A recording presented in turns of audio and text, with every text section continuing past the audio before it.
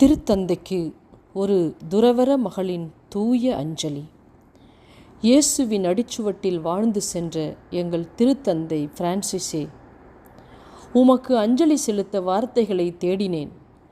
என் கண்களில் கண்ணீரை தவிர என்னிடம் வேறு ஒன்றும் இல்லை ஐயா. எவ்வளவு எளிமை, எவ்வளவு எளிமை! உம் நடை உடை பாவனை என்று அனைத்துமே எளியோர் ஏற்றம் பெறவே அமைந்தது ஐயா. உம் நடை உடை பாவனை அனைத்துமே சமத்துவம் நோக்கியே அமைந்ததே.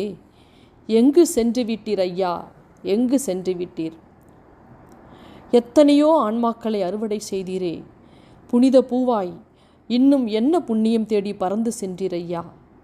அருவருப்பான நோய் தொற்று உள்ளோரையெல்லாம் அன்புருக அரவணைக்க எங்கிருந்து ஆற்றல் பெற்றீர் ஐயா. இயேசு என்னும் ஆயுதமே உமக்கு இருந்த மிகப்பெரிய சொத்து அல்லவா? இயேசு என்னும் ஆயுதமே உமக்கு இருந்த மிகப்பெரிய பலம் அல்லவா?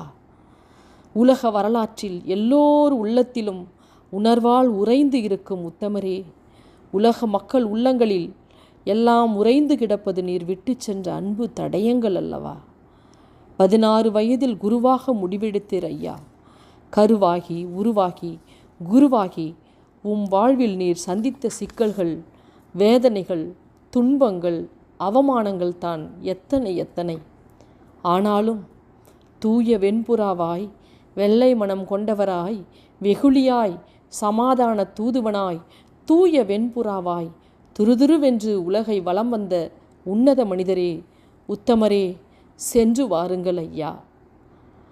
மனிதாபிமானத்தை மறுக்காமல் காத்த மாணிக்கமே, சாவை வென்று ஃபீனிக்ஸ் பறவையாய் மீண்டும் வாருங்கள் ஐயா. ஃபீனிக்ஸ் பறவையாய் மனிதம் காக்க மீண்டும் வாருங்கள் ஐயா. கண்ணீரோடும் கனத்த இதயத்தோடும் என் இதய அஞ்சலி உமக்கு ஐயா. அகில உலக திருச்சபையே கலங்கி நிற்கிறது ஐயா.